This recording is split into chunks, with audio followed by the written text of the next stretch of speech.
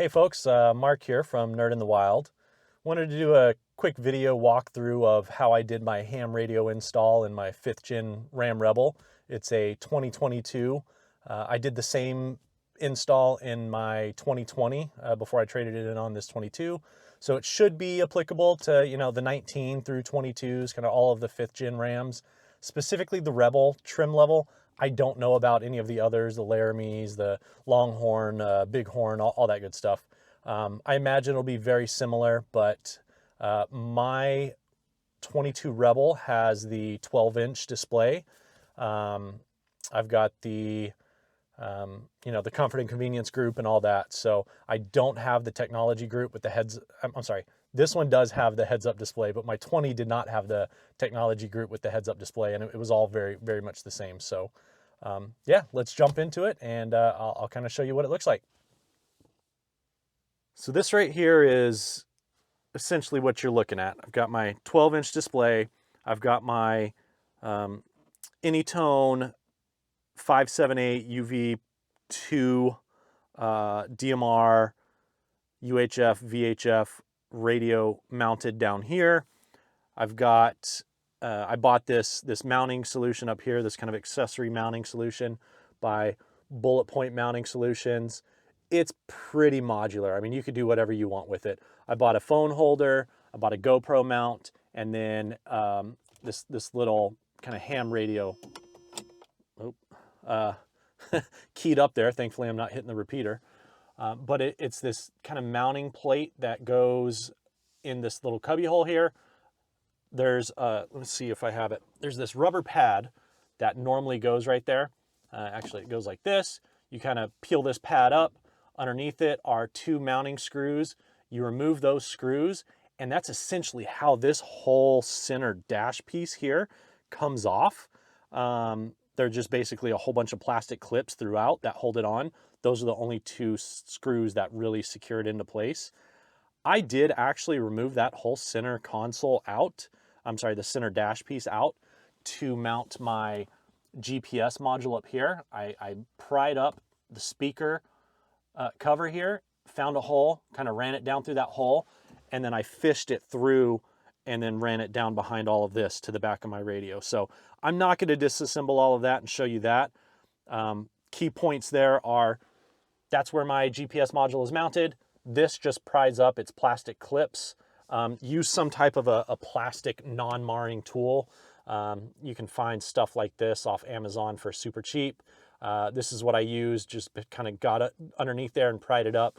That way I wasn't using a metal screwdriver, ruining the plastic or the leather or anything like that. Fish that through there.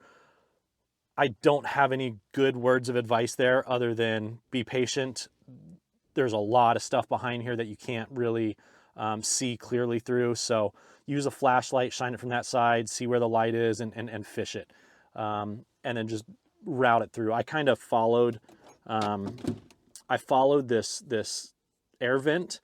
You can run it along the top of it very slowly and then pull it off to the side and then run it straight down. So that's how I did it. In my 2020, you had an option of getting a CD player down here. If you didn't get the CD player, it was just this little pocket, this little cubby hole for storage. I don't know if the 22s or 21s for that matter even had the option of a CD player or if it just comes with that pocket. My 22, I didn't specifically ask for a CD player when I ordered it, so it didn't come with one. It came with that little storage pocket. That's kind of what it looks like. In my 20, I had the metal kind of mounting bracket, just double-sided sticky taped right here. That worked all right, but it just kind of made this center area a little cluttered if I wanted to put stuff down here in the center. So I found this kind of mounting solution up here. I really like it. The cable does kind of rub right here, but for the most part, I mean, it's stellar. I've had this on for just a couple of weeks. My truck's got less than 1,500 miles on it, so haven't put it through a ton of usage yet, but I like it so far. Super happy with it. Yeah, let me start going through how to disassemble things and get this type of a radio installed. All right, so first thing you're going to want to do is, you'll see I've already removed this bolt and cover. It's a 10mm bolt, so I used just, you know, a ratchet. It's got this little plastic cover that covers it. I use this little dental pick, kind of just squeeze it in here, kind of work my way around and then pry it off. Just be careful. You could use like a really tiny flathead or something to get up in there, but it's this 10mm bolt, and you have 4 of these at the base of your center console. You have, I'm on the passenger side here, so you have 1 up front right here. You have 1 back here in the rear, and then you have 2 in the identical spot over on the driver's side. You have to move the seat all the way forward to get the ones in the rear, and then slide it back to get the ones up front. All right, once you remove those 4 10mm bolts at the base of your center console, there's 2 more 10mm bolts, 1 on the passenger side and 1 on the driver's side behind this little plastic trim right here. The only thing holding this trim on are plastic clips. It's a little firm, a little stiff. Again, use a plastic non-marring tool to kind of work your way back up in there. I'm gonna see if I can do it without a plastic tool. Basically, just get your fingers down underneath it and then pull out. Just kind of work your way up it.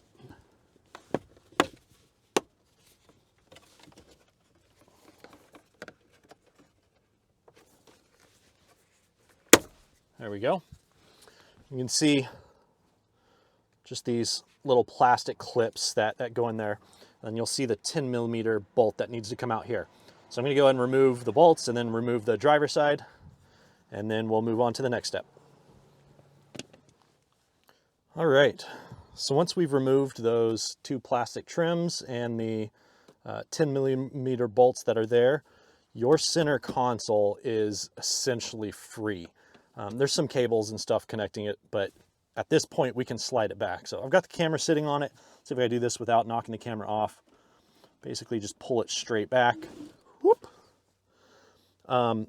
Careful, because in the back, on the floor, you have that hump. And if you pull this too far back, your console is going to pivot on it and tilt back. So if I open this, it might actually do it. Now you can see how free it is right there. So just be aware of that, be cautious of that. Maybe even put something on the floor in the back seat to kind of prevent that from happening. But this is it. I mean, center dash is totally free now. Next step is you have these 2 trim pieces on the driver and passenger side. You have a single bolt here. Let me see what size of bolt that is. So that is actually a 7mm head there, or you can use a Phillips screwdriver to remove those. I'm going to go ahead and get those removed on both sides and pry these up so we can see what it looks like underneath those. All right, so once we pry those 2 pieces up, you can see it's just those little plastic clips underneath. Once that comes off, that's kind of what it looks like right here. We have 2 more of those 7mm screws right here. Once we remove those 2, this whole plastic piece right here will lift straight up and out. So I'm going to go ahead and remove those and get that lifted up. All right, and you can see once I've removed those 2, this whole piece just kind of lifts up. I don't need to remove this all the way out, but I'm just kind of showing you this step of the process. Now, once you break this free and you go to remove it, you need to be careful because there are still some power connectors on the back. For mine, I have 1 connector right here. Even though I have 2 openings, it only came with 1 connector for kind of this USB, and I guess it powers both. Or maybe this powers everything, I don't know. But there's 2 connectors up here. You've got a larger one, a smaller one. If you'll notice from the factory, it's got this little yellow crayon where they QC marked it. So that's how I was able to remember, oh, it goes on this one and not this one. So pay attention to stuff like that. If you don't have those markings, maybe take a paint pen and mark that yourself so that way, or, you know, label the cables so you know where they go to reassemble everything. So I have 2 up here, and then there is 1 plug dead center of my wireless charger here. And then I have another plug, kind of hard to see down here, but this is the AC adapter, the AC 115 volt plug down here.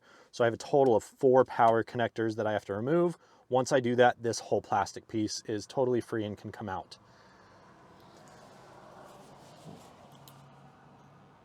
These screws right here, or these bolts, were what secured that little plastic cubby hole, that little plastic pocket. It was probably 4 inches deep or something like that. I just removed the 2 original factory ones that were there. The little pocket came out the back. I removed it. And then, I don't know if you can tell here, but the hole was just a little smaller than my radio. So I dremeled out. Didn't do the best job in the world, but you know, when it's back up in there, shadows cover it and you don't see it all that great.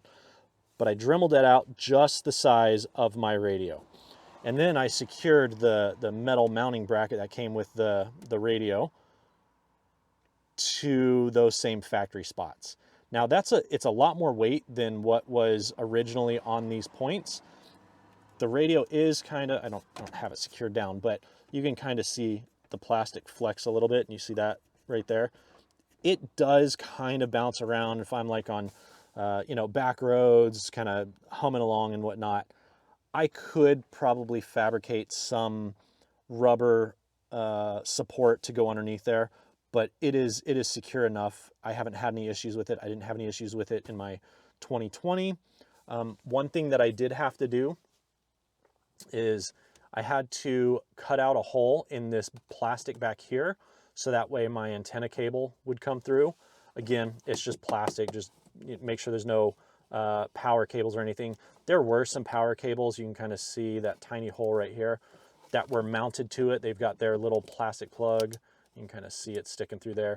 What I did was I secured it up here with a zip tie. Again, if you do a zip tie, don't pull it too tight. You don't want to cut through the cable or anything. But I secured it, and it's got some protective fabric around it, so vibration's not going to cut it on this plastic. The power, I routed through here, came up through here, same with my GPS. I secured everything. Once you run the cables that you need to your center console, to the radio and whatnot, be careful putting it all back together, because you have this kind of metal bracket that supports it. This is where those side bolts connect to right there. You don't want to pinch cables in between there. It'll definitely cut them. You also down here have a outlet port for the vents that are in the back of your center console. So you don't want to get anything snagged down in there. So just kind of, as you're putting it all back together, make sure things are tucked away nice and neatly and not in the way, I guess is what I'm saying. I think that's pretty much everything for the cab side. I guess one more thing I should mention. For my specific radio, the programming port is on the side. I did not take this into account the first time I mounted it, and I had issues programming the radio. So what I did was I went and bought a 90-degree USB cable. I just leave it plugged in, and I leave it coiled up down kind of in this little cubby hole underneath. It's not the cleanest thing in the world, but you know, it's functional, and I reprogram my radio, you know, every couple of months for different reasons, for search and rescue and such. So, yeah, I think that is this side. Let's pop the hood and see what it looks like on that side. All right, so on the driver's side under the hood, kind of back behind the battery, up against the firewall, there is a bundle of cables from the factory that go through the firewall right here. There is a rubber grommet or rubber boot that goes around it. I don't know if you could see too well. On that rubber boot, there's essentially a little rubber nipple that sticks out. And if you just cut the tip of that off, it is a pathway all the way through the firewall. It's not very big. It's, I mean, my power cables, I think are probably like 12 gauge or so. And then my antenna cable, which I don't have the antenna mount secured yet, that is probably like 10 gauge or something like that. It was a tight squeeze to get through that rubber grommet. What I did was I went to Home Depot or Lowe's and bought some silicone cable grease. So basically went and bought some of this Klein tools, wire lubricant. It's just this clear silicone that makes running cable through conduit or tight spaces like that really, really easy. I spent probably 45 minutes trying to you know, brute force it, and then went and bought some of this stuff and had it done in about 5 minutes. So highly, highly recommend this for running cables through tight spaces like that. They run through the firewall. What I did was I ran the power from the inside out, and then took my antenna cable and taped it to the power, and then I pulled the power through. So that way I wasn't trying to do all 3 cables at once. I got 2 of them through nice and easily and smoothly, and then that 3rd cable, I had just the extra force of pulling it along with another cable that way. So that's how I did it. Worked out really well for me. And then once you're done, you want to get some black automotive silicone and run it around where you put those wires through the firewall, just to keep water and moisture out of there. And then my power cables, I actually went and used some Anderson power pole connectors and bought some different fuses than the ones that came with the radio, and just have them terminated straight to my battery terminals. And this works out really, really well. Makes it easy. So, you know, if I want to remove this and add another radio in the future, all I have to do is use the same Anderson power pole connectors. Really, really like these connectors. Use them pretty much anywhere I'm adding accessories. So strongly recommend that. And I think that is pretty much it. My antenna, it's this kind of hood mount. It goes right here. I don't currently have it mounted because I just had the truck wrapped, and because of the thickness of this vinyl, it will actually, this mount will actually cut into the vinyl and damage it. So I've got another mount that's going to go on my bed, essentially between the cab and the bed. It'll hook in underneath here and clamp on, and then it'll be this kind of this little L bracket that sticks up like this, and then I'll be able to mount my antenna like that. So waiting on that to arrive, and that's how I will mount the antenna. Where those cables come out,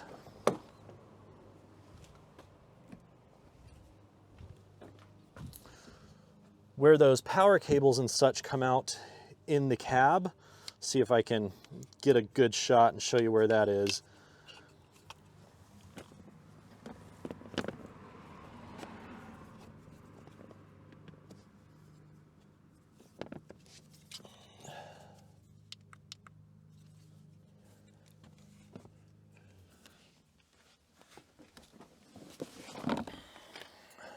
So I don't know if we're going to be able to see, but back up in there you can see the power cables kind of where they're coming through the firewall.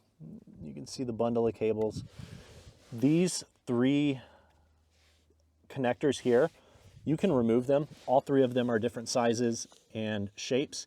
They have this little rubber clip that you basically pull down, and then the lever, it's got a little bit of a latch here. You basically pull it and it just folds down, and then you can pull these out. So you don't have to keep track of where they go because they only go in one spot. I removed those. It made it a lot easier to get my hands up into this tight space and you know, pull these cables in and out. And then let's see if we can flip it around. Basically, I ran the cables underneath the trim here all the way through, down and around behind this metal component here, and fed them to the back of the radio there. Use some zip ties to keep things nice and neat and out of the way. You don't want anything in the way of your, you know, your pedals or your emergency brake or your hood release. Any safety issues like that, definitely need to be aware of and make sure you're keeping stuff out of the way. So I think that's it. I will get everything put back together. When you go to do the reassembly to put it back in the reverse order, right? Make sure you don't over tighten these things, especially if you're using power tools. You don't want to over tighten them and break this plastic. Even the 10mm bolts, there's plastic between it and the metal that they are anchored to. Be very careful about that. Yeah, so that's essentially how I did my install. I hope it gave you all some ideas or at least helped you out. I found a couple resources when I was doing my install that helped me out a little bit, but I felt like a little bit more information could be shared. So that's my attempt. Hopefully it helps you out. Comment down below, ask me questions. Feel free, hit me up, and I will respond. Thank you so much, and have a great day.